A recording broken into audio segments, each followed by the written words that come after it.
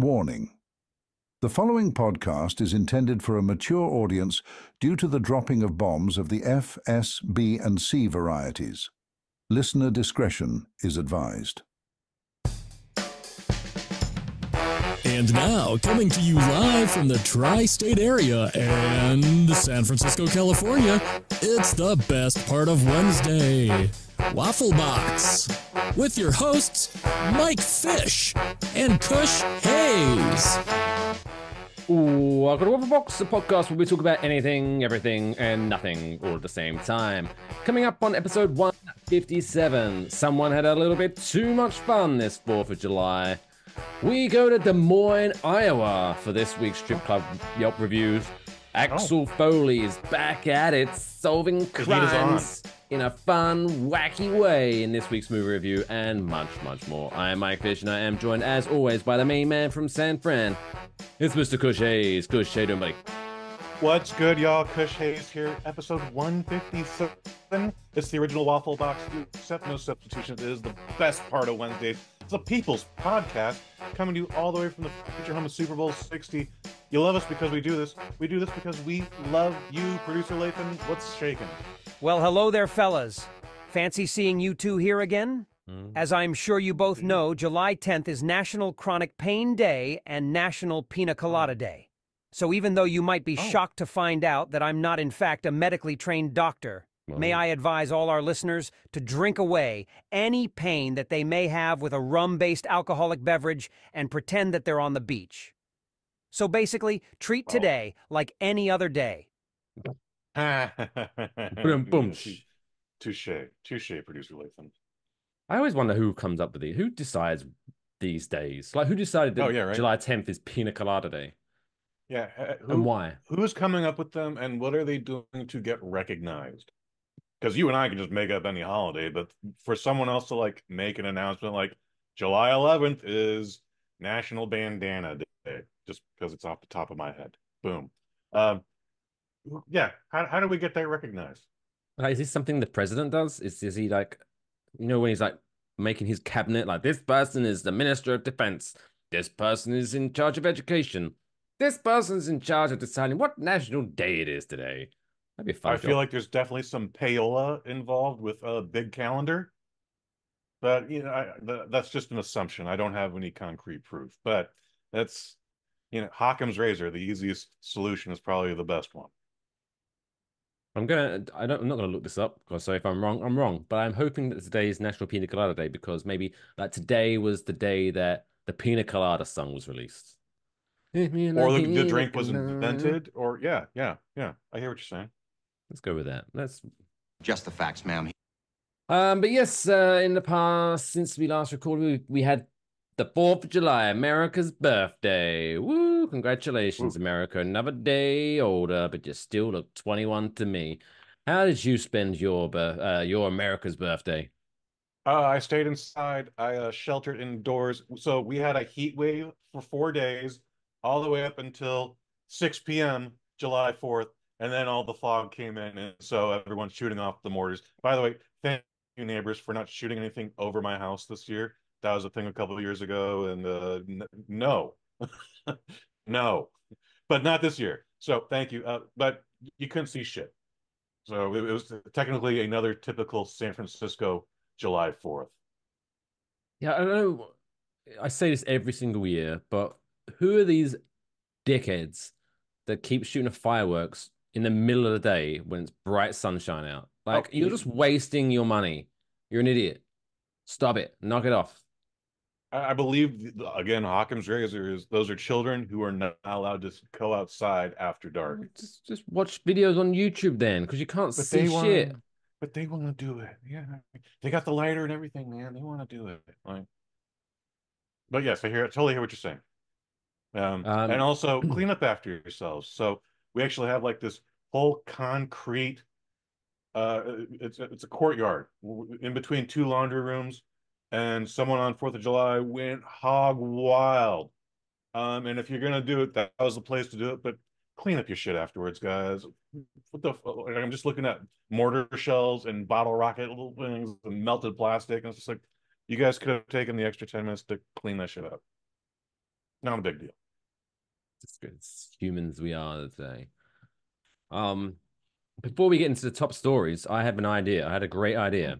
I like ideas. So, if my mathematics is correct, Your maths. in 2026, these United States of the Americas turns 250 years old. Sounds about right. I think that math adds up. Yeah. So it's Just like a the big facts, ma'am. Thank you. It's a big birthday, right? I think anyone who turns 250 deserves something special, right? Now, I appreciate this is coming from an Englishman, but sure.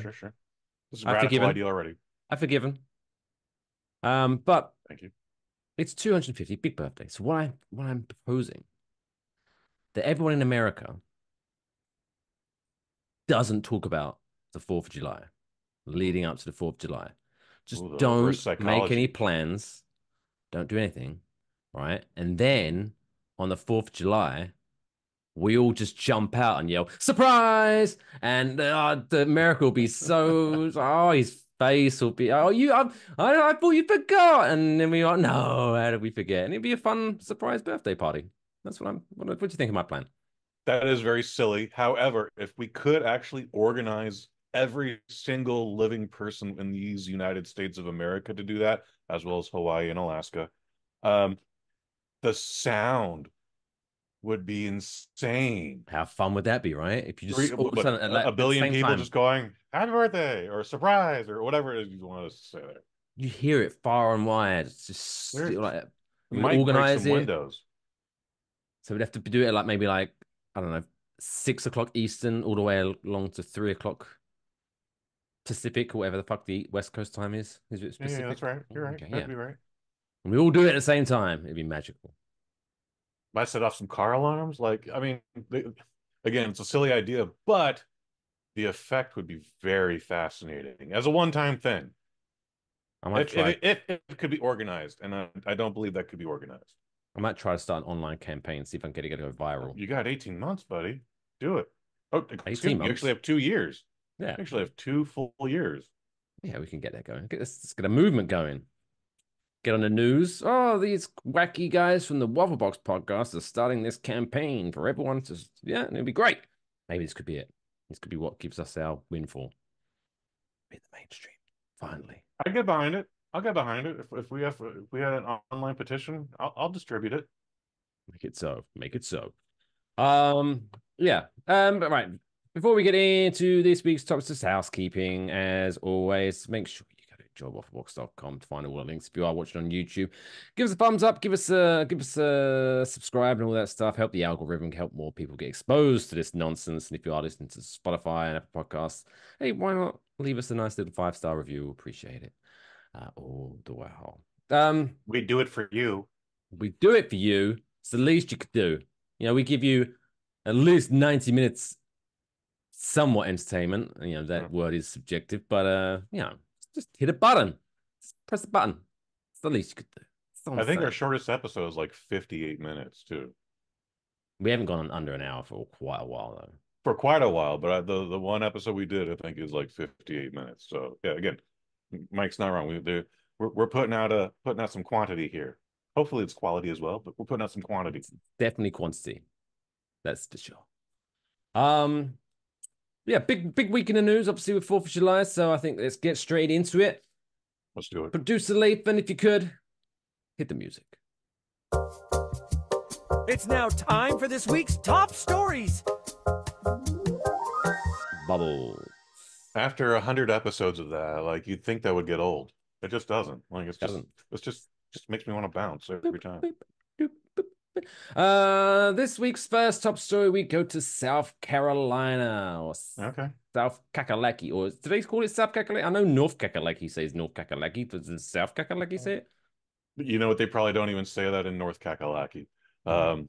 It's fun to say. It's one of those things again where like people like to call San Francisco Frisco, and yeah, most of us hate that. Folks in Atlanta hate Hot Atlanta.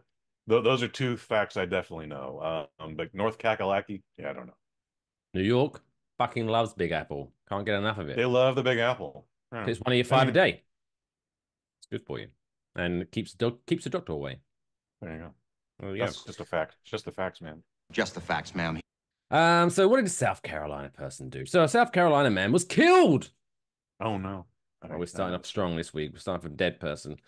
A South Carolina man was killed in an accident involving fireworks on the 4th of July. Obviously, wasn't listening to last week's episode when we warned you not to do anything stupid with fireworks.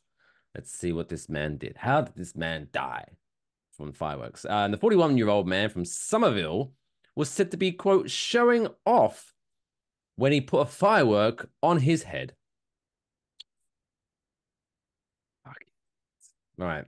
So the man's wife told deputies they were having a block party and her husband, Alan McGrew, had been drinking for several hours. Shocking. So he'd been drinking for several hours before the accident happened. Right, here's the thing, right, real quick.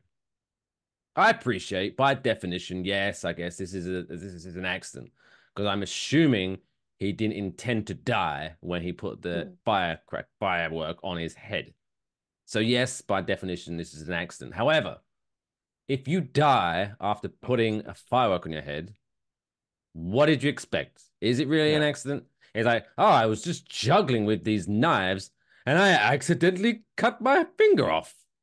I mean, that could still be an accident. However, yeah, it's dumb. Like he's not the first person to die this way. And I forget if it was a Roman candle or again a mortar. But the thing shot, it's a little tube of cardboard, people. It's the same thing that is surrounding your toilet paper roll. All right. It's the center of your toilet paper roll. It's very fragile. If it gets wet, that makes it worse. I doubt it was wet, but yeah, the projectile went right into his skull. And then shot, and that's assuming he didn't have it upside down because he was drinking so goddamn much. So yeah, he basically shot himself in the fucking head.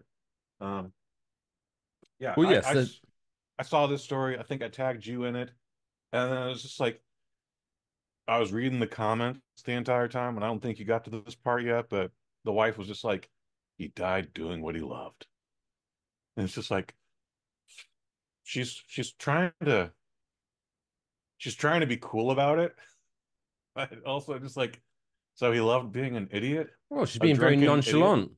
Yeah, nonchalant. Thank you. It is what it is. It happens, I guess. It happens.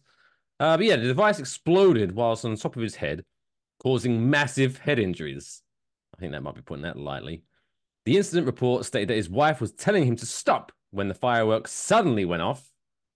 Again, what was you expecting it to do? And that those watching saw him collapse. And yes, she told the Post and the Courier that July 4th was her husband's favorite holiday and that he died doing what he loved. Yeah, he was always a dumbass, so I'm just glad he got to die looking like the biggest dumbass on this planet. I know he's looking down from heaven with a smile on his face. He can't see shit because his eyes are 15 miles away in either direction, but still, he's smiling. Always look on the bright side. That's a good wife. So rude. It's a good wife. It is a good wife. Standing by her man, even after he blew his head up. He did it doing what he loved. Yeah. What a way to bum out everyone on the 4th of July for 2025. Right? Imagine all of the people at the block party. Scarred for life. Definitely scarred for life. And next year's celebration, probably not going to be as festive. No. Although, I'd like to think next year's 4th of July, no one on that block is putting a firework on their head. I'd like to think they learned their lesson. You know what? Someone's always going to go like, he did it wrong. If you just did it this way, and this is the hardest part of the skull. If you just did this way, like a unicorn. Yeah. So they'll put like a bike helmet on. This will do it. This will be technical. Yeah, someone's going to bring in a helmet next year. Someone's going to bring it, and that's still not going to, that's going to end up just blinding them or something. Yeah. In addition to, I think this was the only fatality we had in the United States. I could be wrong, or maybe just others didn't get reported, but like, yeah, a couple of kids in the East Bay lost some fingers because, again, you know, they held onto the bottle rocket too long, or it went off in the wrong direction. Like, yeah, this isn't made by the people who produce your cold cuts and your processed food. This is like made in some guy's basement, probably in Tennessee, and then shipped out. You know, there was a huge explosion in San Francisco last year.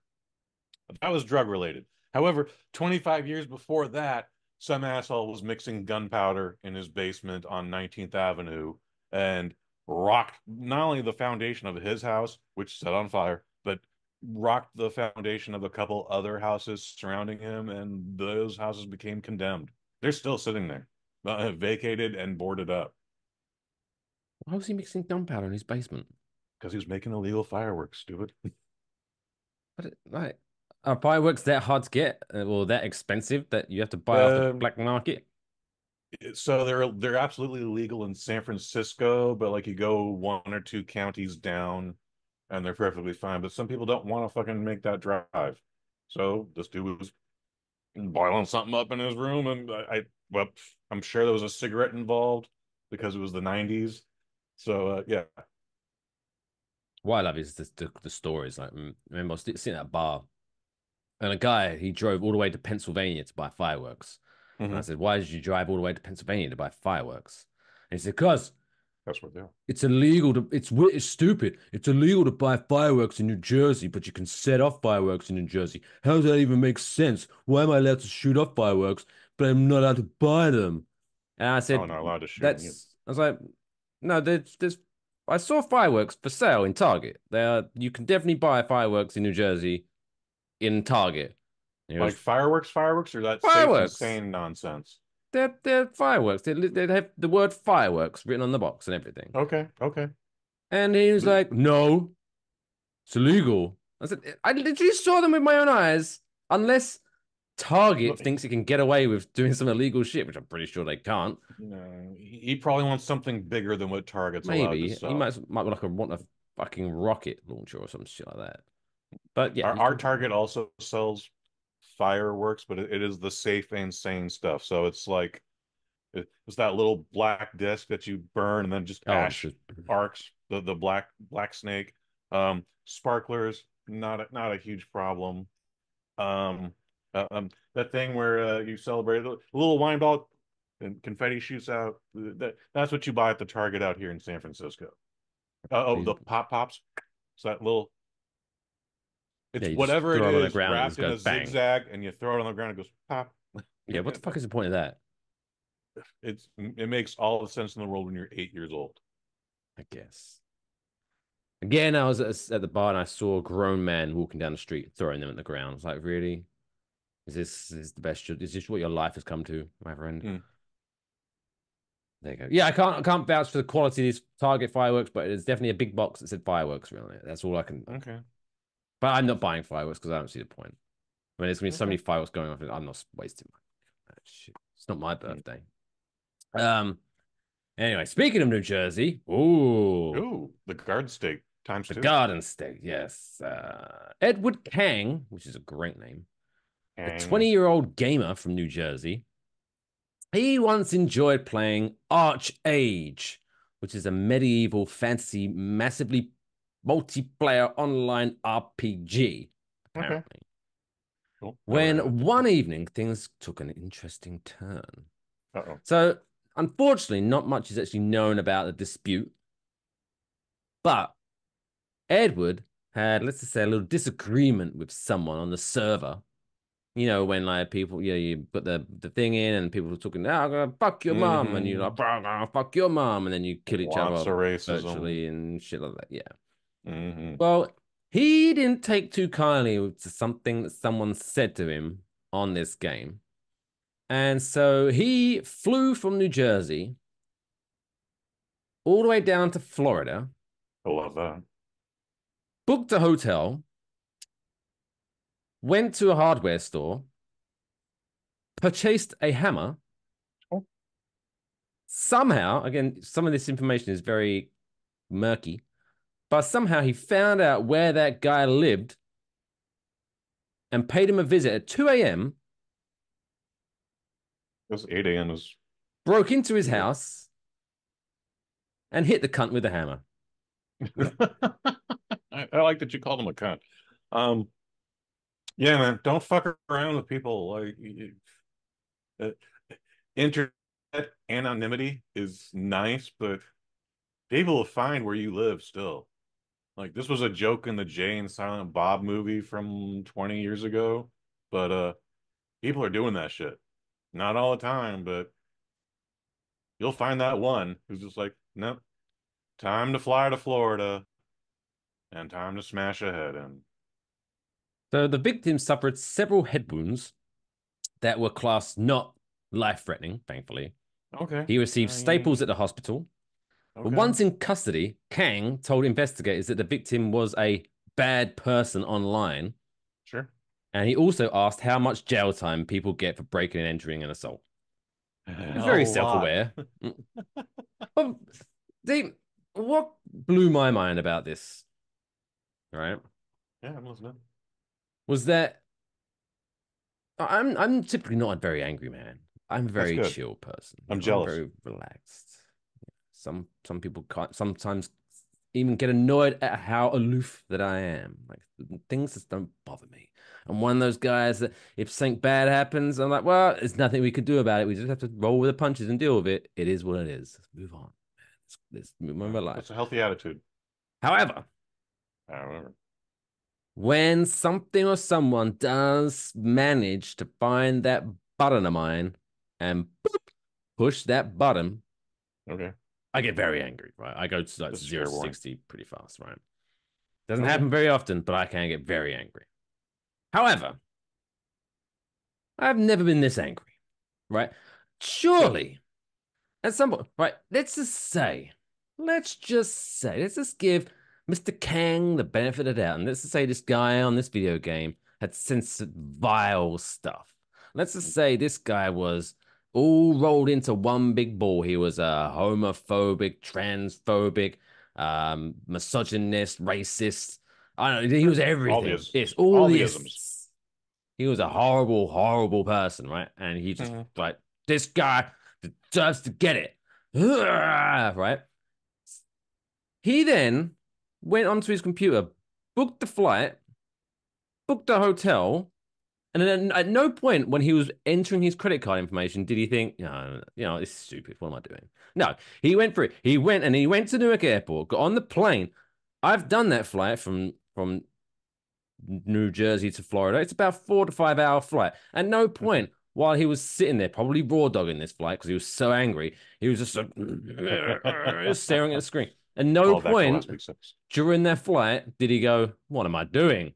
No. And then he got off the flight, picked. I don't know if he had carry on, doesn't matter. But then he took the Uber to a hotel, I guess, checked in, and then went to I don't know Home Depot, purchased the hammer. Again, still at no point he's holding the hammer, about to pay for it. He's like, "What am I doing?" No, he went like there was so many opportunities during this whole process where he could have gone. No, what am I? This was but he went premeditated commitment. How? I just can't.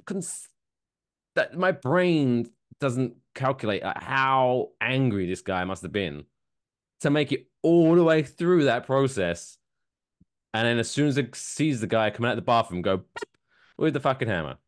Insane to me. It's absolutely fucking insane. Because he's insane. Well, yeah, and he's insane. Breaking news. New Jersey man was going to do something so stupid that he knew he had to get on the first flight to Florida before he did it. It's just nature taking its course. I see what you did there. No, he didn't do anything but just speak the obvious. Yeah, some crazy asshole from New Jersey did a crazy asshole thing in Florida. So, home of the crazy asshole. It seems legit. But yeah, so I have a few questions. One, what did he pack for this trip? Like, did he just go on the plane with the clothes on his back, or are you like, yeah, maybe it'll be a little warm. It's Florida, so I'll bring some shorts. But if I'm doing this at 2 a.m., maybe I could bring some jeans. Is he in that level? Also, did he use like a regular hammer with the claw back, or did he like use a ball peen hammer? Like, what kind of hammer? There's multiple hammers out there. Street needs to know. Did he use the rock hammer from Shawshank Redemption? Probably not. Probably not. I don't This know. guy survived. He's never gonna Yeah, go to I guess that's the one good thing about this. But got a very hard head, but he's never gonna sing again. wait, Gonna have experience a drooling habit. he had the wits around about him to ask the question. Oh, you know, I did a bad thing. How much time am I looking at, cop? But I think just for all the points I pointed out, where he had a he. Let's just give the benefit of the doubt. Let's just say he drove straight to Newark Airport and booked a flight there, and they said, "Oh, lucky for you, sir. There's a flight leaving right now." Let's just give him that benefit of the doubt. Plus the 4 hours, and he had to go to the hotel. Blah blah blah blah blah. Let's just say there's at least 12 hours in between him getting very angry and him just showing up at this guy's house. For him to stay that committed and that angry for that long, this guy, I got a feeling that there might be some evaluations, shall we say, done about this fella. And I would be shocked if he sees, if he, I bet he won't be playing video games for a very long time. Let's just say that. Well, the judge will probably forbid him from going online for years. That's a thing. They can do that. Also, he's probably going to see the inside of a mental ward as opposed to an actual prison. Not necessarily any less dangerous, though. So, there you go. Dumps. Anyway, finally, let's go to Iowa, where the corn state. Where, funny enough, our strip club resides in this week's strip club film review. Oh. But a young lady, Samaya Thomas, 18 years old, she's scheduled a romantic evening with a stranger that she had met and matched up with on a dating app. But when he arrived at her door to pick her up for the date, she got cold feet. Happens. That happens. So she did what any rational person would do when someone gets a little nervous, gets some cold feet, doesn't want to go on the blind date. Blind date, fuck that. I don't like the idea of blind dates. So no, like my I'm date out. decided. Exactly.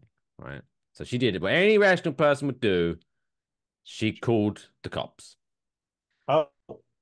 Yeah. Oh.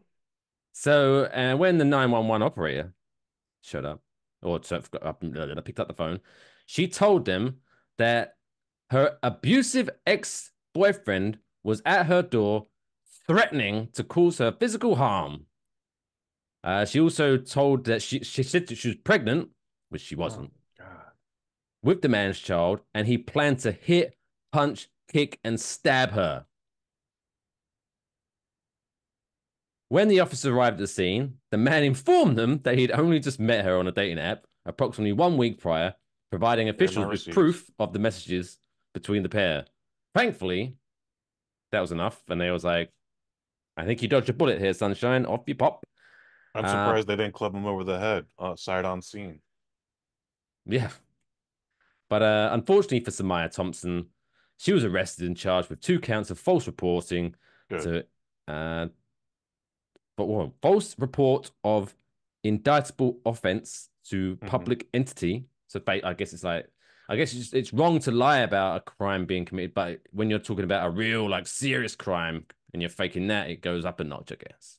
Sure. Which makes sense. The police handle so many domestic calls that they don't want this fake shit. They don't want to be at the real shit, but they definitely don't want this fake shit. That's taken away from other crimes they could not be solving. And also, here's something that I guess makes sense as a crime, but I didn't know this was a crime, but it makes sense as a crime. She also got arrested for making a false report to a 911 operator. Yeah.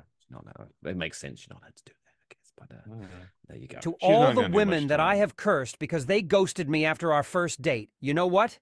I take it all back. You gals are all right in my books because apparently it could have gone a lot worse. Yeah. Sure, I guess that's one way to look at it. Lathan, look at him. Look at the bright side. He got at the wrong side of bed this morning, Lathan. Good on you. But yeah, Jesus Christ. There's a lot of crazy people out there. This week is crazy. It's quite wacky episode this week. This could have been resolved so much simpler. Just like she could have just gone sorry, I gotta wash my hair. I've gotten that excuse. And I'm just like, oh, fuck you. but still, it didn't lead to cops getting ready to slam me on the fucking concrete because they thought I was beating a bitch. It was just like, no, I changed my mind. I don't want to do this anymore. I'm sure you're a nice guy, but washing the hair. Sorry. Who'd have thunk out of the 3 people we've highlighted in this week's top story segment, the guy that put the firework on his head seems like the most rational out of the 3. Yeah, right. And his problem was he was drinking. Drank too much, popped the firework on his head, Yeah, and got those beer muscles. blew it up. Yeah, this is actually one of our craziest front page news segments we've had in a while. Do you reckon when the police arrived at South Carolina to that incident, it was like, wow, this party is really mind-blowing.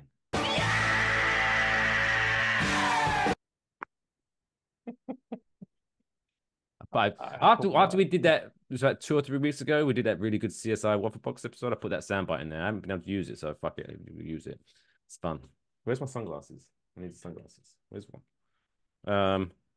Wow. This party really went off with a bang.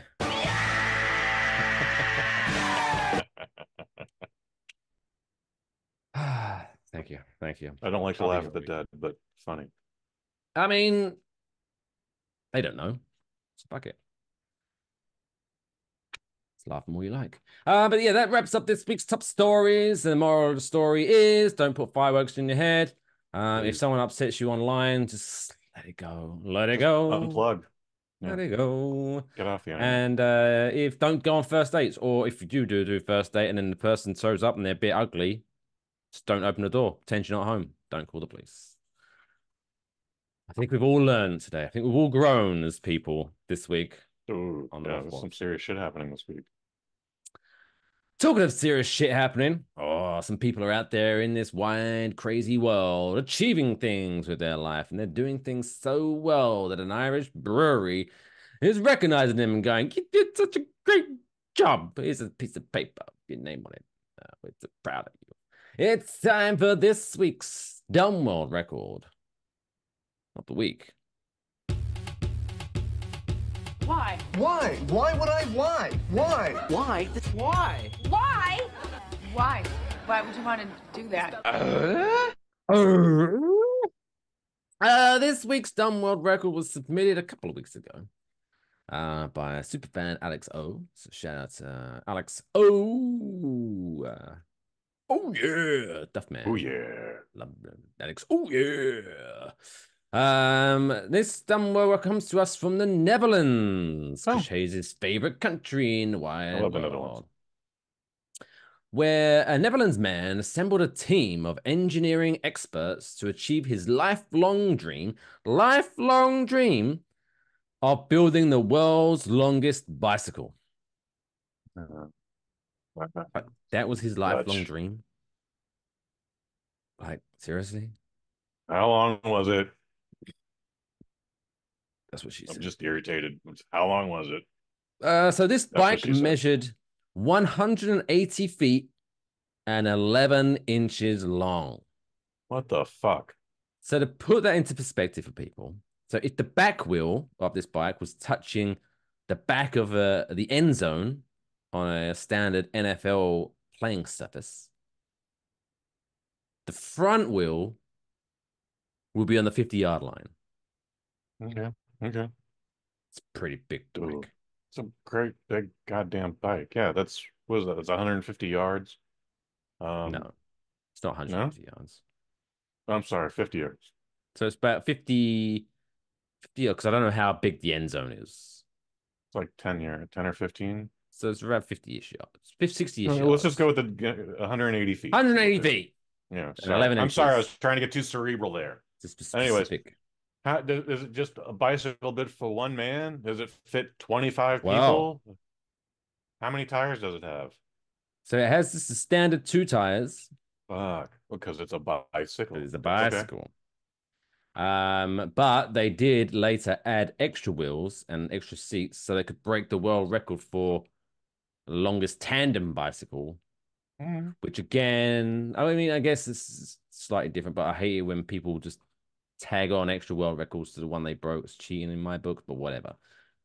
Ivan Schuck, 39, said he has been dreaming of building the world's longest bike ever since he was a young boy.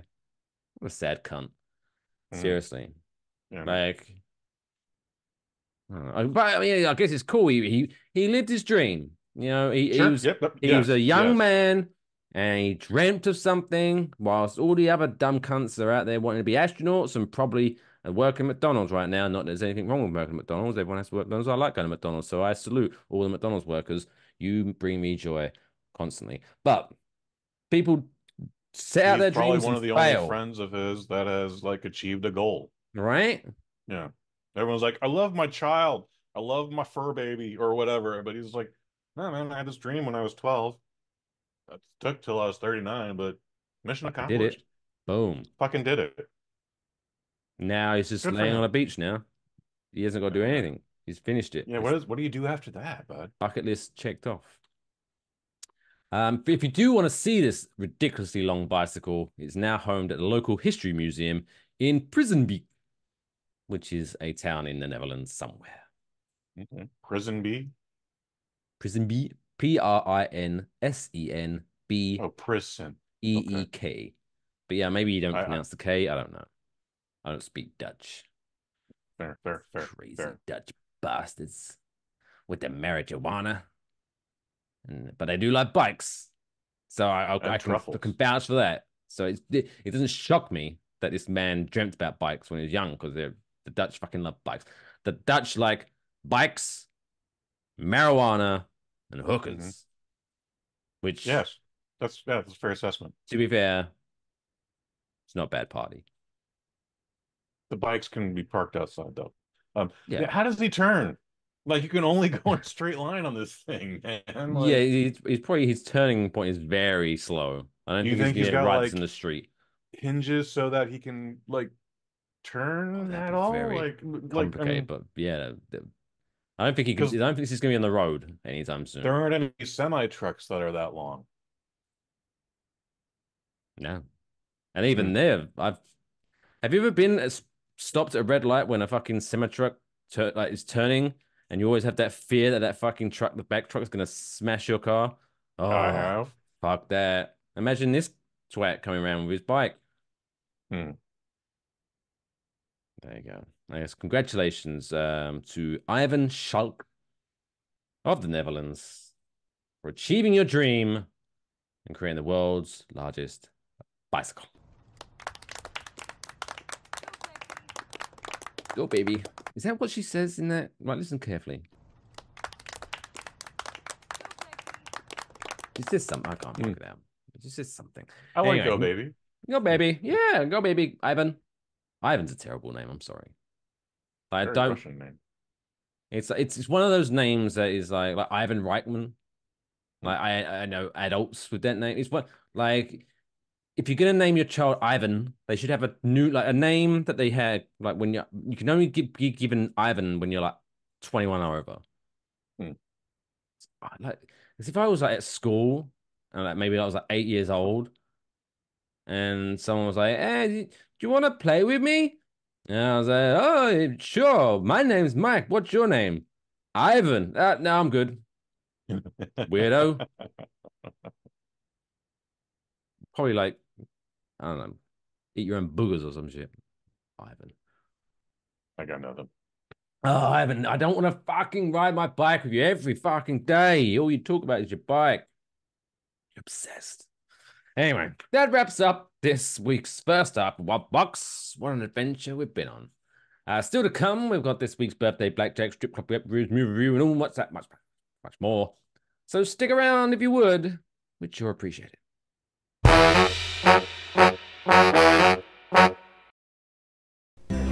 How you doing, Sarge? Okay, folks, what'll it be? What would you like, sweetheart? A Pepsi, please. Sorry, we only have Coke. Now you've done it. You're sorry? Not half as sorry as you're gonna be. I ordered a Pepsi, pal. She's got a mind of her own. What's with this guy? Look, I just thought... You thought? What you really thought was that I don't know the difference between Pepsi and a Coke, right? Here's your Pepsi. Thank you. Kids say the darndest things. What are you looking at? I like this place.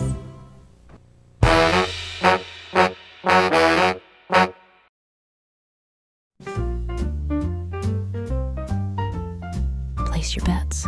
It's now time for birthday blackjack. I also like to live dangerously. Ooh, welcome to the July 10th edition of Birthday Blackjack here on the Waffle Box podcast. If you haven't played Birthday Blackjack before, it's nice and simple. I'm going to give you 5 celebrities that are celebrating their birthday on this day, and you have to guess how old they are, with the margin of error making up your score. So, for example, if they're 55 and you guess 50, you're 5 years out, so you score 5. And the name of the game is when you add up all 5 celebrities together, you stay 21 or below, so you don't go bust. Hence the Birthday Blackjack thing. Makes sense? Beautiful. Kush, you're going to be obviously playing this week as always. You're currently sitting at 7 and 12. Okay. Which gives you again. I'm still surprised we have that 7. You're 7. It's not bad. Also, I forgot the rule as well. If you get the year spot on, you're allowed to take 5 points off your total score. That's huge. That's a huge advantage if you can do it. So let's just crack in, shall we? Shall we just crack in with this week's? Let's roll. Let's roll, Soul. What we do? So I have a Twinkie. So in the commercial break, I asked Kush if he thinks I could eat a Twinkie in one bite. Yeah, he claims he reckons I can. Yeah. But it's sponge. Sponge a little cream. We said on the Ghostbusters, that's a big Twinkie. So here we go. It's great audio content. So if you're missing out, go to YouTube and watch this. Here we go. Watch Mike put something pale and phallus in his mouth. Yeah, see? You did it. I did it. I know. I told you could. My mum. Yeah, don't talk into the microphone. My mum would be so proud of me.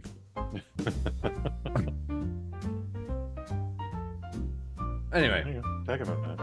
I'm proud of myself. Anyway, let's go. I've got cream all over my hands. Yeah. Number 1. Number 1. Speaking, this is a throwback to earlier part of the episode. Angry video game nerd, Mr. James Rolfe. Yeah. How old is James Rolfe now these days? Oh, he's not much older than me. So I'm gonna guess he's 47. It's a shame though, like the hairline. Like, I'm not one to talk. That's why we wear the band-aid, so we don't show off the cul-de-sac of shame. But like, oof, that hairline is not doing him any favors these days. He has aged terribly, but so have I. Again, we're not shaming you, James. He's aged. I don't know if it's terribly, but he's aged. So you guess 47. 47. He's actually 44. Oh. Actually, you're younger than me. Fascinating. Not a bad start. That makes me jealous. Yeah. So that means you score 3. Not a bad... You've had worse starts. You've had worse starts. Whoa, so many worse. Number 2. Number 2. Former NFL wide receiver and crazy bastard, Antonio Brown. How old is Antonio Brown? He's quote retired, but I'm pretty sure he retired out of necessity because no one wanted to sign him because he's a nut job. I do know that name. Do I know that name because of the strip club Make It Rain incident or the elevator assault incident? Or is there a third thing I'm forgetting? Wasn't the strip club James Harden and the elevator incident was Jay-Z? So I'm confused. No, those are 2 different incidences. No. We'll come back to it later. I'm gonna say he's 33. Football players retire pretty young. Going with 33. So Antonio Brown is actually 36. Hey! Not bad, not bad. So that's another 3 points. So that takes you up to 6. Plenty of wiggle room. Plenty of wiggle room. Why don't I just throw up a gang sign there? I don't know. But you made it work. You made it work. Number 3. Number 3 is Take That member. Now, Take That is a British boy band. Okay, yeah, I would know. Mr. Jason Orange. Now, I was pretty sure you weren't going to know who Jason Orange was. Take that. He's Take in a that. boy band And party. Just to try to give you some perspective. Please. Take That had their first hit in 1990. Oh, okay. So significantly older than what I was. Thank you. You're very welcome. Significantly older than what I thought he was going to be. 42. I'm going to guess. 42. Jason Orange, former member of Take That, is actually 54. That gives you a score of 12, 15. Oh, that puts you up to 18. 18, huh? Okay. You are living on the edge right now, Kush. Living on the edge. All right. 2 more to go. Here comes number 4. Number 4. Number 4 is Vincent from Entourage, or Mr. Adrian Grenier. Yeah, Adrian Grenier. I think he's been in other stuff, but that's the only thing I know him from. He was in the only other thing I know he was in was The Devil Wears Prada, where it's just like, why are you in this? Like, I suppose anybody could have played your role, but why are you in this? Anyways, by the way, Devil Wears Prada, very good movie. Surprised even I said that. Vinny Chase, Adrian Grenier, world activist Adrian Grenier. He's very concerned with the environment, like Leo. I'm gonna say he's 46. 46. Yeah. Fantastic hair. Really good. Well, as far as I'm aware, he's still got a great head of hair. Probably, right? Adrian Grenier is 48. Okay. That's 2 out. That puts you up to 20. Oh. This one's gonna be saucy. Oh my god. My hands are sweating here. So close to you. Whoa, well, there you living on a prayer.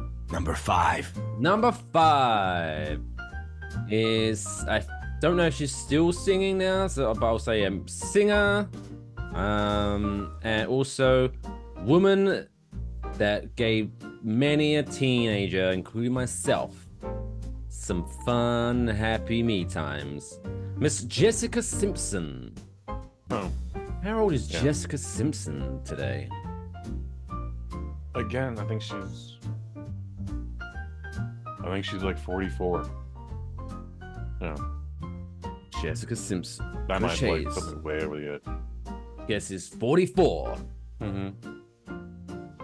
And she is 44. Perfect. What? Which means you get to knock 5 points off your score, and that leaves you with 15, which is a great score because that puts you under 21, which means this week, Kush, you're a winner. Number 8. Number 8. You win. So yeah, that takes you up to 8 and 12 now. You're clawing it back. You're slowly making it to a 500 season. That's exciting. That's spot on. Boom. Perfect. Yeah, I got lucky there. Got very lucky on that last one there. The one that fucked me up was the boy band one. Otherwise, I was doing pretty good. You're doing very well this week. I'm proud of you.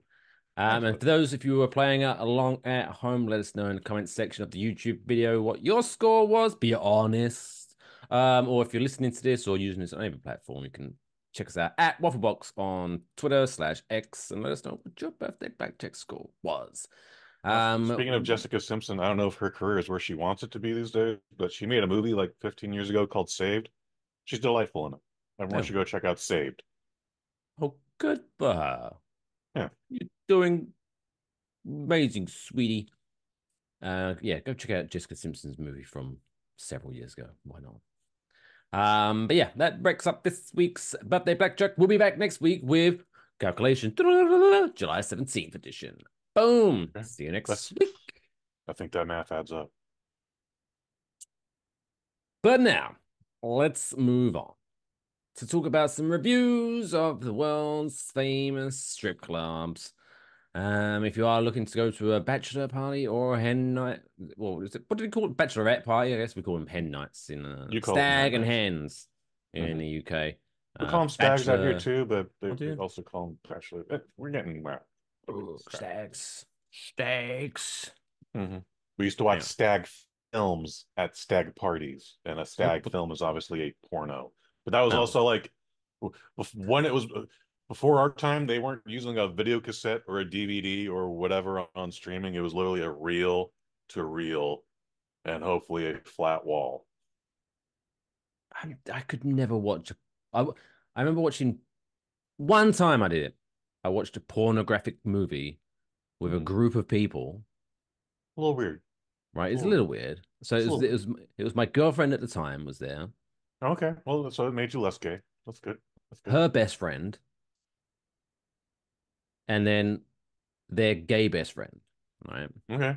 There's four of us. It's so me, multicultural. Girlfriend, her best friend, and the gay best friend. Four of us, right? And we. Well, it doesn't sound like anyone's getting off in that situation. Well, so that's fine. You guys are probably criticizing it, critiquing it. Well, yeah, the backstory was so her best friend had discovered that her boyfriend had this ridiculously large porno stash. Oh, fun. And so I guess to get back at him, or I don't know, to make herself feel better, she wanted to watch them. Yeah, I totally get where she's coming from. From her point of view, yeah. I've actually gone to a retro screening of a 3D porno at the Roxy in the late 90s. I was over 18. Want to watch porn in 3D. It was silly, but it was also fun. Poke your eye out. Yeah, that was the point. Like every now and then, a dick might come in your eye. Both meanings. There might be some thrusting, and then there might be some spurting. However, the thing that made everyone go into a group applause was, "Hey Debbie, I'm really sorry that I was acting that way earlier. I was just being insecure, and I'm working through it." And she goes, "What's insecure mean?" And I was like, I think I even started that ovation. But the whole 300 people joined in. But no, so when they suggested that we watch this porno, I was like thinking, hey, this could end up being a fun story. Yeah, my lady's here, her best friend's here. Like, the gay guy, maybe he can hold the camera. I don't know. This could be a fun situation going on now. So we're watching this porno. And then at some point, this woman in the movie is going to town on this gentleman's Johnson. Proper. And then the best friend says, "Oh, look, you can look at her roots. She hasn't dyed her hair for a while." And then my girlfriend at the time goes, "Oh, yeah, and look at her nails. She knows to get them done." And I was like, "Oh, you know what? This is what? No, what are we doing here? Let's stop. I'm not interested in this. Put This the is ridiculous." kibosh on it. Yeah, I'm not mad at that. But that's where the whole point of that evening was just to talk shit about how ridiculous the movie was. I can tell you another group porno viewing was John Wayne Bobbitt. Are you familiar with that name? No. Okay, well, maybe it didn't filter over to the UK. I believe he's from New Jersey. I might be wrong about that. But a gentleman named John Wayne Bobbitt is a former Marine veteran. I don't think he saw any combat, but still. Anyways, just kind of being a shithead to his wife, maybe even smacking her around a little bit. And one night while he's asleep, that woman took a knife and cut his dick off, and then went on an interstate chase with the police with the dick out the window, and then tossed it into a field. Made national headlines. Was jokes on Jay Leno and Dave Letterman for years. And then finally, I forget what company it was, but they offered Mr. Wayne Bobbitt himself an actual porno video. And Mike, I'm not exaggerating. Like, I don't know how big he was before he got cut off, but the scar on his dick was bigger than his dick. Like, and there's even like they even reenact the whole thing. And then he's sitting in the hospital, and the big busty blonde nurse comes in. It's like, "How you feeling, baby?" And he was like, and then all of a sudden, they told me my dick would never work again, but then a miracle happened, and then she goes down on this microphallus, and he was like, "Oh, this is This is embarrassing. Like, this is great comedy for us, but this is embarrassing for you, sir. But... And that's the end of that chapter. Yep, but they paid him money. So good for him. Who's the joke on? I don't know. Him still, actually. Congratulations to that man, John Wayne. Not that John Wayne, a different John Wayne. The other John Wayne was in cowboy movies, and his real name was a girly name. I can't remember what it was, but it was a girl's name. Oh, Marion. There we go. Fantastic. Anyway, let's talk about strip clubs in this week's strip club. Yeah, man, we got way off topic. We do that here on the original Waffle Box, excepting the best part of Wednesdays. Except no substitutes. So for this week's strip club Yelp reviews.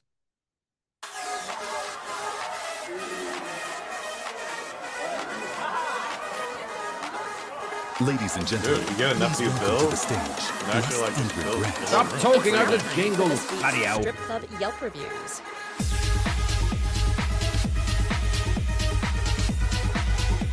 Yes. Welcome again to another week of Strip Club Yelp reviews, where this week we dive into the Lumberyard in Des Moines, I like the name. Iowa. Yes, They have a tagline. This strip club is a tagline, and I bet you won't be able to guess what it is. Something involving wood. The Lumberyard, where real men go to get wood. I love it. That immediately paints the picture of what you should expect. I bet there's a lot of brawls that happen in that strip club too, which isn't cool, honestly. But we don't get hit. That could be a fun night too. Oh, a tagline like that just draws a lot of insecure men inside, because it's like, oh, I don't want to go into the Lumberyard, but if I don't, I'm not a real man. It's definitely throwing a challenge out there. Anyway, let's get into it. Who's reviewing this one on Yelp? We start off with Kenny S., who writes, I travel all over the country, and being in the construction business, lots of my clients enjoy the attention of lovely ladies. Is that it? I didn't know that was a thing. Seems legit. This is a great club. Easy to find. Okay. Although I don't understand Des Moines, as most gentlemen's clubs are near the airport or just off downtown. Here, they are outside the limits and a challenge to find. So he's contradicting himself. He said it was easy to find, and now it's a challenge to find. Make up your mind, sure. Kenny. If you go there, ask for Dawn, all capitals. A long-legged, beautiful blonde. She will rock you. Mention Minnesota Crane Man Kenny, and she will feel very safe with you.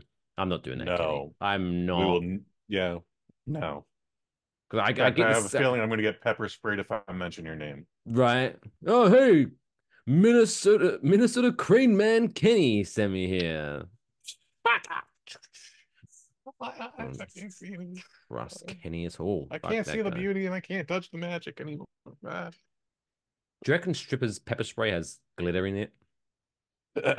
No, but there should be. Because then copyright Waffle Box 2024. Yeah, because in that way you shame them, because then it's very clear people know, oh, he got pepper sprayed at a strip club. That's the kind of person he is. Bulging red eyes is also obvious enough, but yes, let's make it bigger. Oh my God, your eyes look terrible, but fabulous at the same time. Yeah. Christopher B. writes, they will try to rip you off in any way possible. Worst experience I have ever had in a strip club. They will bring you to the private room offering one price, and then when you come out, charge you almost 10 times the price you thought it would be. In brackets, 7.25 times the price to be exact. So thank you, Christopher, for doing the math. Correcting your math, sir. No, he was like, well, it's 7.5 times. Doesn't sound as effective. I'm going to put 10. They'll charge you 10 times as much. But then just before you hit post, he was like, no, I feel guilty. I have to be honest. It's actually 7.25 times. I mean, they identified him as a mark. And I don't know what happened. Only he knows. But yeah, that's that's still pretty shitty on their parts. I don't know, it's about your body language, Chris. I've been to be fair, I've only in America. Mm-hmm. I'm trying to think. I think I've been to one, maybe two strip clubs in America. Okay. But still, I've never left going, they ripped me off. I've had a perfectly fine evening in these establishments. So maybe it's just you, Chris. Look yourself in the mirror, pal. But yeah, he gave it 1 star. 1 star for that. And then finally, Gabe F writes, brought the whole family. Was so much fun for the kids. What? The kids really got the cultural experience. The women were better than my wife. Overall, a very good, family-friendly place. A very Christian location as well. We will be returning with the bishop. 5 stars. I think Gabe is lying. I think he's made this review up. Cheeky that would make Gabe. more sense. That would honestly make more sense. To be fair, he would have pulled this off. If he'd left off the bit at the end about taking the bishop next time, I might have believed that he was just a very odd person trying to take his kids to a strip club. Because you never know. I don't know what the rules are. Because like in bars, you can take kids in, but the bar can't go to the bar. Yeah, can't actually go to the bar. So maybe I don't know. Maybe you can take kids into a strip club. You just can't take them into the private booths and stuff like that. I don't know. There's a lot of weird regulations, county by county, state by state. Especially in Iowa. Especially in Iowa. Who fuck knows what goes on in Iowa? Not a lot, unfortunately. But if Minnesota Crane Man Kenny goes there, I want to stay away from Iowa. Fuck that. But there you go. That's the lumberyard where real men go to get wood in Des Moines, Iowa. Make up your own mind. Swing on by. Let them know Waffle Box sent you. And they'll have no idea what you're talking about.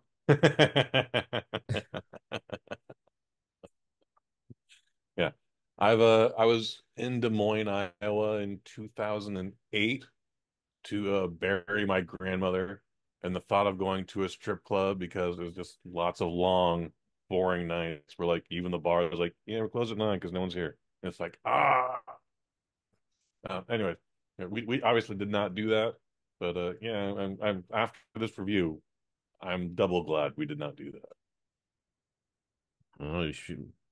Dawn sounds like a pretty nice piece of work. Dawn would have probably been still in high school, if not middle school, at this time in history. So she would not have been a factor. How many years ago are we talking here? 2008. I just said that. Oh, so that's 16 years ago? Sounds about right. Oh, well, yeah, she would have been. Probably even in elementary school. Yeah. Dawn would not have been a factor in this play. She's just trying to put herself through medical school, Kush. I believe that. I've seen that happen. So check it out. The Lumberyard, Des Moines, Iowa. 5 stars. Okay. Let's move on to another type of review, shall we? Oh shit. I think that's me. That's you. It's just your bit. It's now time for Kush to review a movie in a segment that we like to call Kush's Movie Review.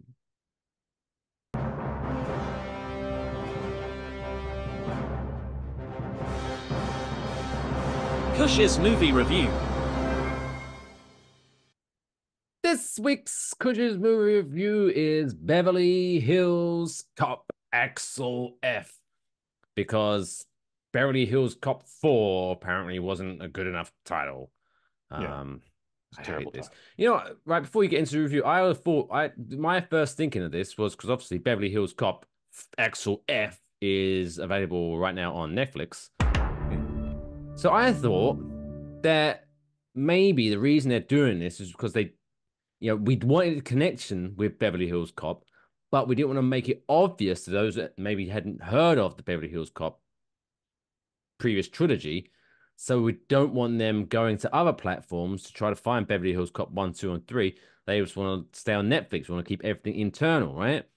Then, I don't know about any international stuff, but the early Beverly Hills Cops are on Netflix as well. So they are. Surely you'd want people to get more watch time. Just call it Beverly Hills Cop 4. I don't know why. Oh, it really annoys me. Way more than it should. Like, you You're not remember wrong, earlier in the actually. show where I said it takes a lot to push my button? Button pushed, Netflix. Oh, on this one? All right. Okay. Okay. It's not a good title. Oh, it's a terrible title. Or So even if it was like something connected to the movie, and again, you're gonna get it's your movie review, but it's like if you didn't want to call it Beverly Hills Cop, call it something like Beverly Hills Cop 4, Beverly Hills Cop, uh, Back to Beverly Hills or something. You know what I mean? Something that makes it. Sure.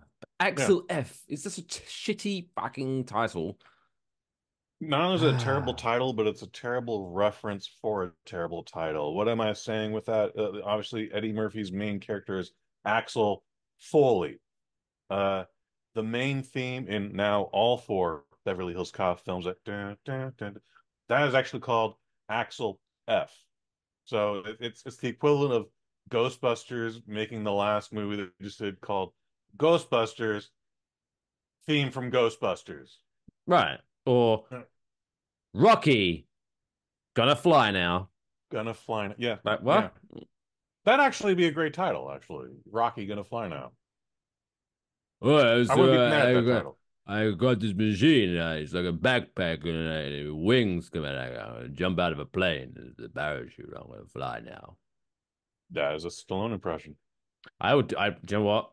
That would be a fun thing for Sylvester Stallone to do, like maybe like a short, like 10-minute episodes of Rocky doing things, like Rocky going parachuting, Rocky going paintballing. I was like, yeah, Rocky bowling. Okay. Rocky cooking. Like, that'd be fun little web series. Cooking with Rocky, because now he's retired. It would have to be back when he was younger. They're not going to let a 75-year-old man skydive anymore. That's just not happening these days. All right, then maybe just a cooking show then. We do some de-aging stuff. It would make it a very expensive webisode series, but we could do that. I think that would be fun. Make it happen, Sly. Copyright Waffle Box 2000. Yeah, then you have to put us down as executive producers. So there you go. We're, however, talking about Beverly Hills Cop: Axel F. Again, terrible title. Beverly Hills Cop 4. It is rated R. It is just under 2 hours. I think it's like 1 hour 56 minutes or whatever. Directed by, for this conversation, brand newcomer Mark Malloy.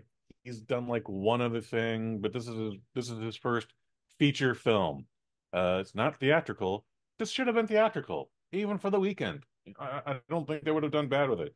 Written by three more men, and you know how we do. So first names only. Will, Tom, and Kevin.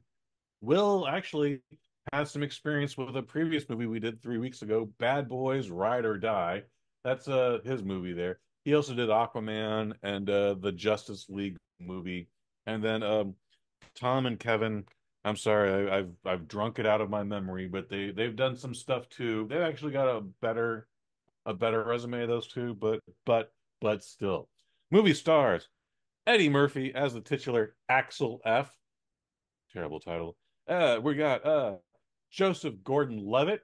We got Taylor Page. If you're not familiar with her, she was in the A24 movie Zola 2-3 years ago. Fantastic film, very adult. Don't let your kids see that one.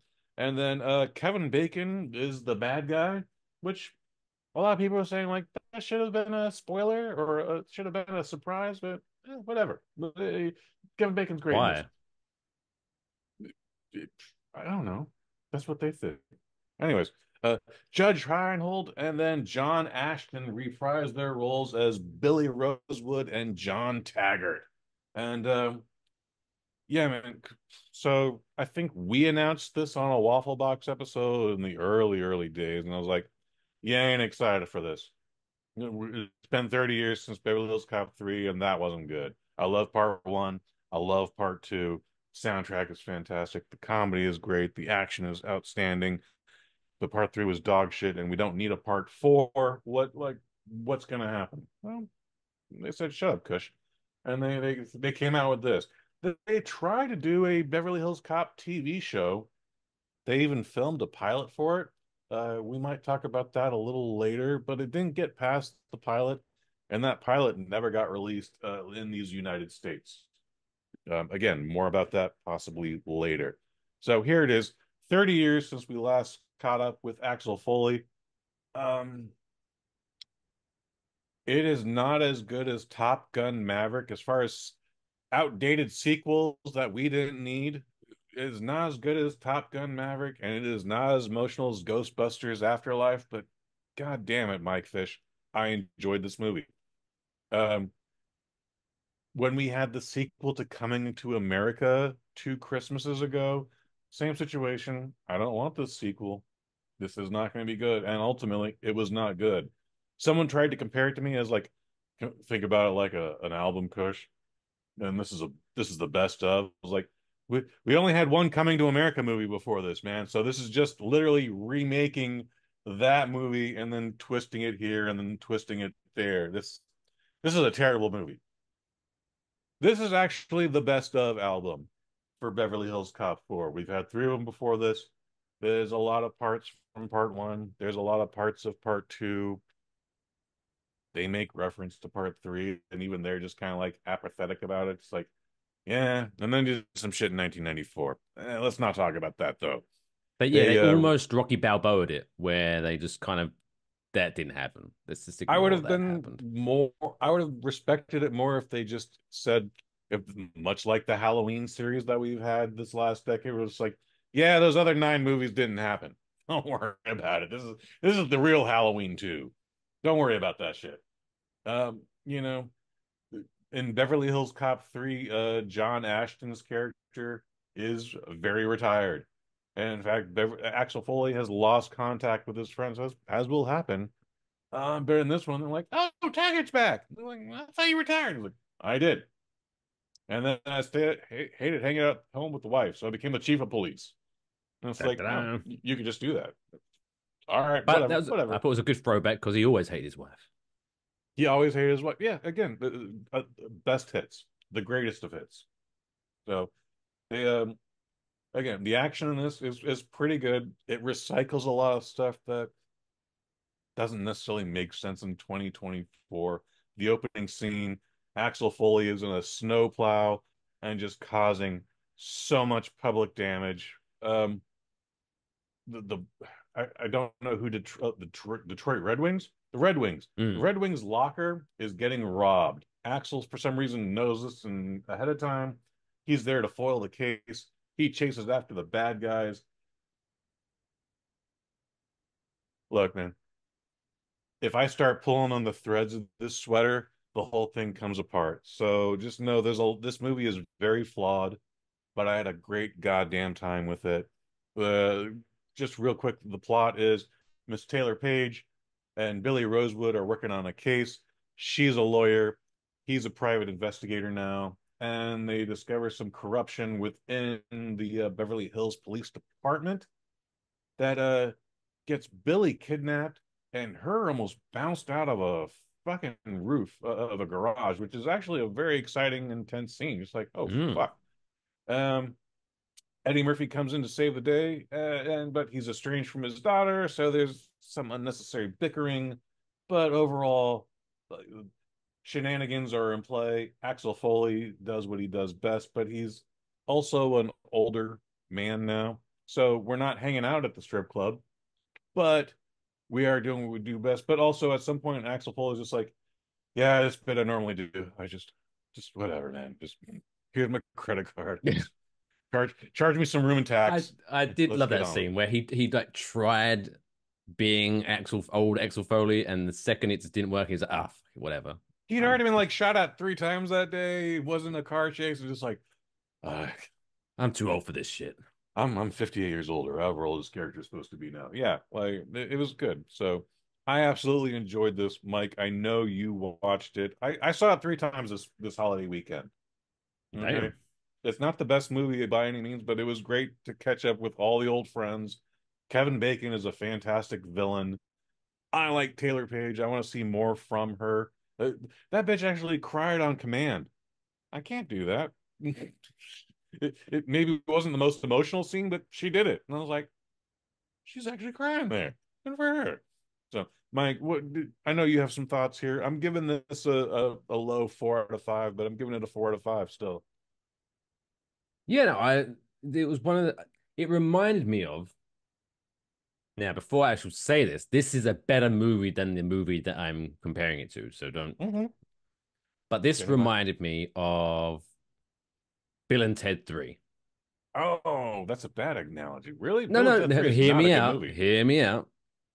Bill and Ted 3 is a bad movie. Because it was one of those, like you said, one of those movies where like, do we need this movie right now? No, but it was everything it had to be. It had all brought back all, like you say, the greatest hits. It just had the lines, blah blah. Like it was much better than Bill and Ted 3, but it was similar in the vein of just I don't need some over the top story just to make this different because you want it to be different from the first three. Just give me all the lines, give me all the, give me the throwbacks, give me, just make me laugh and go, oh my god, yes, I remember that happening in the first one. Oh yeah, he said the thing that happened now. Oh, this is great.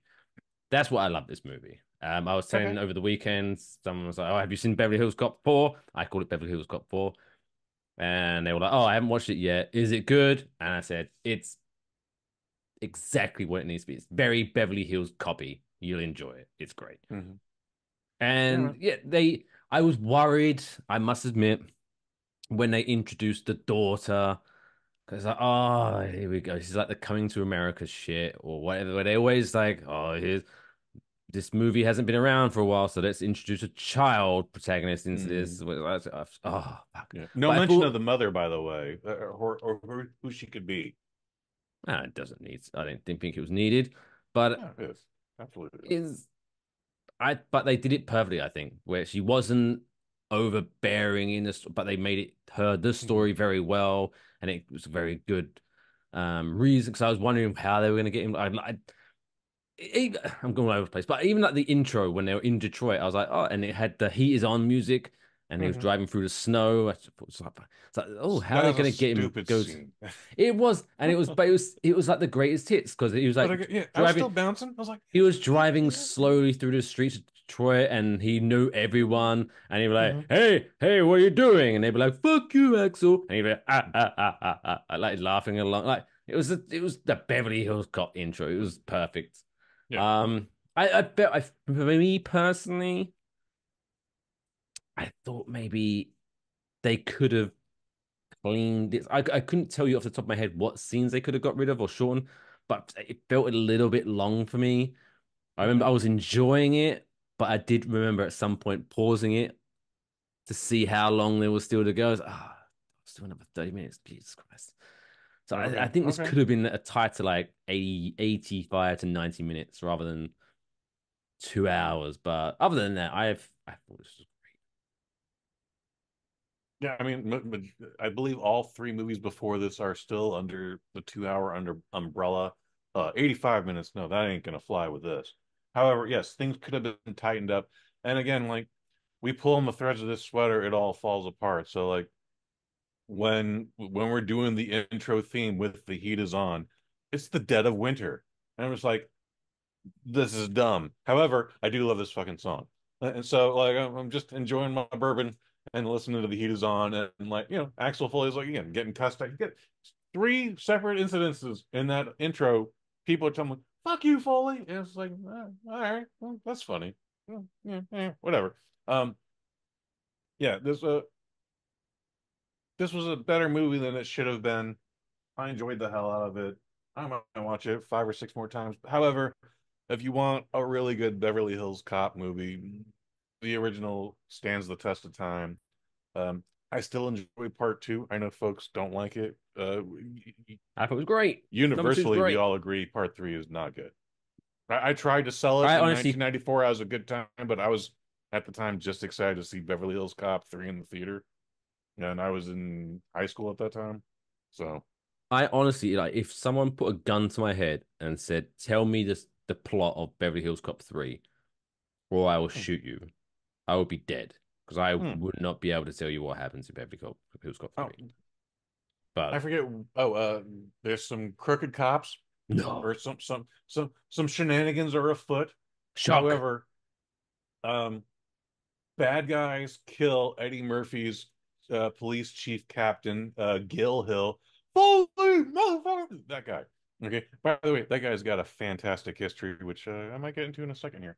Anyways, that guy gets deaded in the movie, and then Foley follows the money. It leads to Beverly Hills, and then in this mock Disneyland situation, Foley has to undercover this corruption at Disneyland with their internal security. There's weapons and money laundering or something stupid happening. And for some reason, that's the only PG-13 one. Also filmed out here in San Jose, California it was Paramount's Great America. It's just Great America. It's just Great America. But for whatever reason, they decided to use that. Well, again, it was Paramount's Great America and it's Paramount Pictures. So, duh. Anyways, Gil Hill was actually, again, this is Axel Foley's original police captain, police chief. He was actually like heavily involved in the Detroit police force in real life. And then he got involved in some weird shenanigans where he got intimidated by a 14-year-old white boy who was selling guns and drugs, who somehow slept with the mayor's daughter, who was well over age. And then once he arrested that kid, again, we're talking about a teenage kid, kept him in jail way longer than his charges even allowed for. Like this kid committed some serious crimes, but like he didn't get out till he was like 38, 42, something weird. But all because the police chief from Beverly Hills Cop was just like, yeah, this kid's gonna fucking blow up my scene. I can't have that happen. So he's gonna stay in jail forever. And only finally got out after Gil Hill died. Beverly Hills Cop, Axel Foley, 4 out of 5. Before we wrap it up, I will say, do you know what moment that made me pop the hardest? Made me go, oh my God, this is great. Helicopter scene? Nope. Oh, okay. When they needed something, I'm not going to spoil too much, but are you talking about Surge? Surge. Fuck Surge. I was so happy to see Surge because I totally like. I wasn't going into this movie thinking about him. And like, oh, that'd be great if he. So when he was pulled up, I was like, yeah, it's Surge. Again, best of hits. He's the weakest part of this movie. No, and no offense to Bronson Pinchot, his character was not needed whatsoever. His character actually was Beverly Hills Cop 3. He was definitely, the only one that was missing that would have made this a pure 5 out of 5, and he was missing because RIP, unfortunately, he's no longer with us. I would have loved somehow a cameo of Gilbert Gottfried. That would have been his character in the Beverly Hills Cop. If he was still alive, that would have actually, I guarantee you, that would have been great. Sidney Bernstein would have been in this movie had he not been dead. Absolutely. I missed Dick Jones, personally. Captain Bogomil. I don't know. Ronnie Cox. I don't know why that took me 3 attempts to get that name. Ronnie Cox. But also, he would have been retired anyways. So, but yeah, it would have been great. Just like, hey, you want to go fishing, Axel? Whatever. I don't know. Yeah, I had a good time with tickets. What? Walking tickets. That was a terrible. Like I said, about a decade ago, they tried to make this a TV show. And they filmed the pilot, and I don't know what made them decide to do it, but they were just like, nah, we're not doing this. However, they didn't necessarily shelve it. They released it, I guess it was like a special night event or whatever in France. It's now on YouTube with French subtitles, but you can watch the Beverly Hills Cop pilot. There's not an episode 2. It's just the one pilot. And Jesse T. Usher, who most folks today know as A-Train on The Boys, he plays Axel Foley's son, who for whatever reason gets involved in a thing where he has to go from Detroit to Beverly Hills, and then is ultimately becomes actually a Beverly Hills cop because of some transfer. It's TV writing. They make it make sense. However, it's just like, wow, this Jesse T. Usher has like had a whole previous career where he was just playing famous black people's sons. He is the son of Will Smith in Independence Day 2. He is the son of John Shaft in Shaft 2019. That Samuel L. Jackson's Shaft, to be clear. He is the son of Martin Lawrence in Big Mama's House Part 3. And it's like, they really tried to get this kid's career off the ground. He's also in like a Percy Jackson movie or something. However, A Train from the Boys is in the Beverly Hills Cop pilot. He's not bad in it, but it's not a good 58 minutes or however long it is. But it's the length of a TV show. Yeah, I'm just looking up. Apparently, the biggest problem, the gift and the curse, was that Eddie Murphy was in it. Because Eddie Murphy is in it, and it's just like, why are you here? Because apparently, according to test audiences, like they were super happy to see Eddie Murphy in the show, but then when he was like not in it, they were like, "Oh, is that it? We want more Eddie Murphy. What the hell? We want more Eddie Murphy." Eddie Murphy's not doing a TV show. I doubt he would have been in episode 2. The actual episode ends with him and Mayor Billy Rosewood leaving the Beverly Hills Police Department and like, let's go to a strip club. And he's like, oh, Axel, you're so crazy. I was like, I know, but we're gonna go to a strip club. And he's like, all right, I guess I'm the mayor. Who cares? Ah. So I guess we got his daughter. So what the fuck happened to his son? They didn't even mention that in Beverly Hills Cop 4. His son doesn't exist anymore. Bless him. Anyway, we're off on a tangent-ish. Beverly Hills. Check out Beverly Hills Cop, the TV show pilot on YouTube. Just search for it. But Beverly Hills Cop 4, aka Beverly Hills Cop Axel F, available now on the Netflix. 4 out of 5. Hit all the nostalgia beats just correctly. Did not insult us with he's old, he's old, he's old. We know he's old. He shows us he's old. It's but yeah, I enjoyed it. I'm gonna watch it again. So let's wrap this week's episode up by putting it all in the warm and fuzzy feelings. It's now time for this week's feel-good story of the week.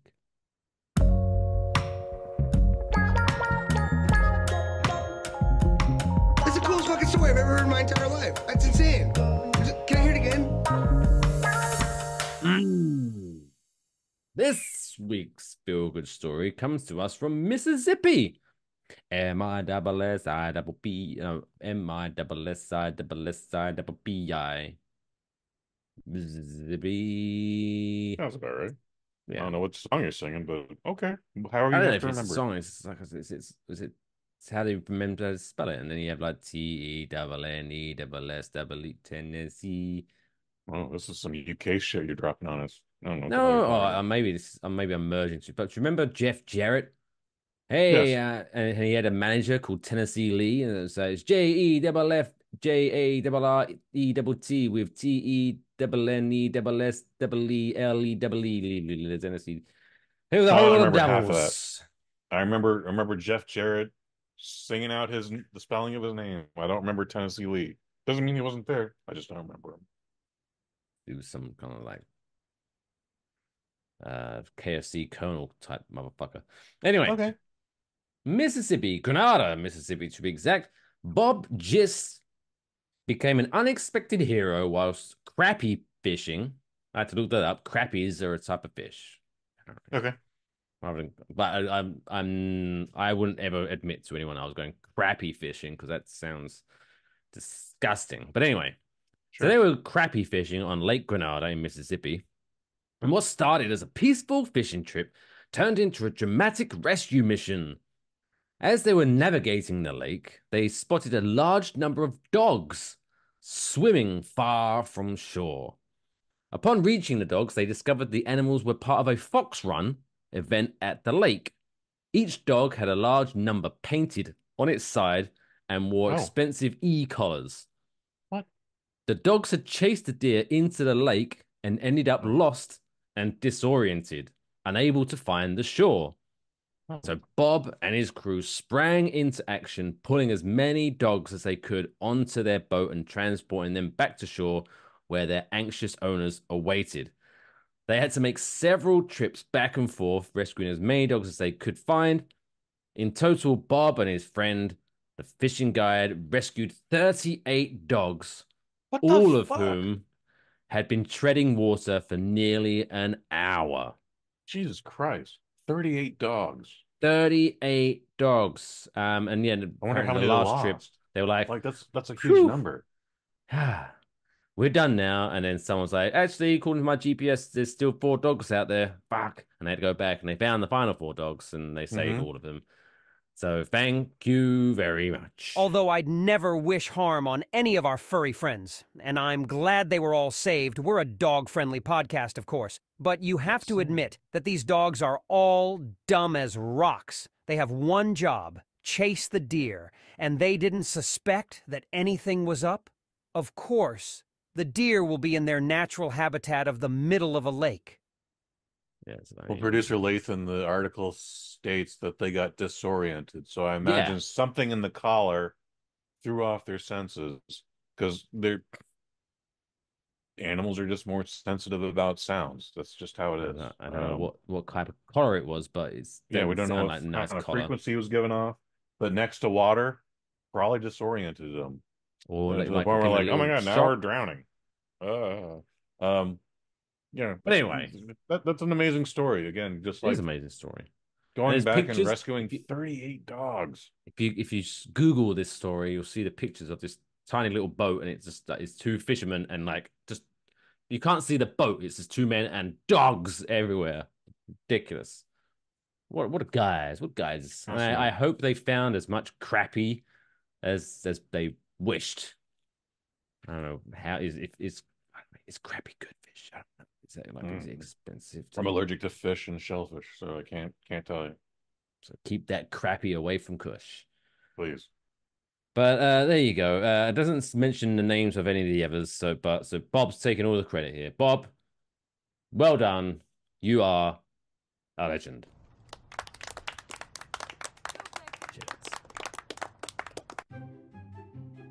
But that does wrap up this week's Waffle Box episode 157 in the books.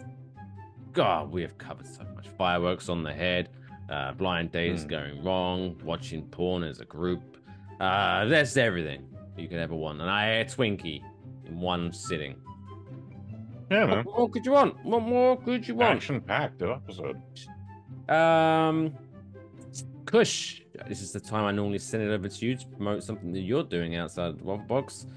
Got nothing to promote. I am going to say Little Sister Hayes is going through some shit right now. Not going to say what, but if you keep a kind thought, I know she would appreciate it. That's all I got. Little Sister Hayes, we're thinking of you in this time. Yes, Kush does do he used to do another podcast called The Microdose.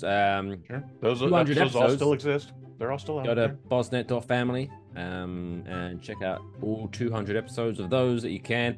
I am slowly in the background trying to work a way where I can get Kush to bring that back in a different format. Maybe we can work on that. We'll get to that later. But hopefully Kush will be producing podcasts because god damn it, this is what you were born to do. Thanks, man. I don't want the world to be void of Kush Hayes' voice. But yeah, so that's it. Still, I don't do anything else on the side at the moment. Normally this Claret and Big Blue podcast at CBB Pod on Twitter /X. We're on a break because there's nothing going on right now in the world of New York Giants and West Ham United.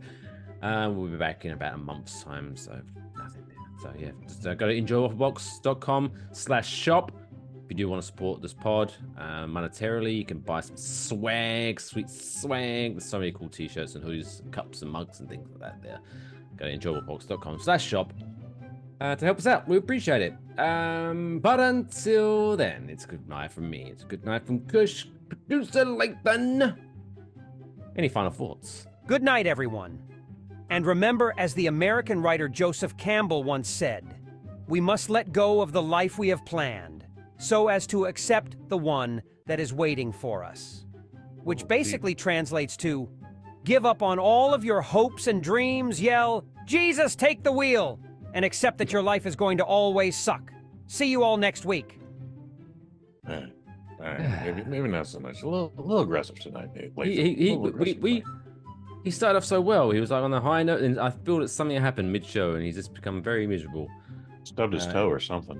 Yeah. Okay. Fuck. Anyway, thanks for that. Until next time, take care of yourselves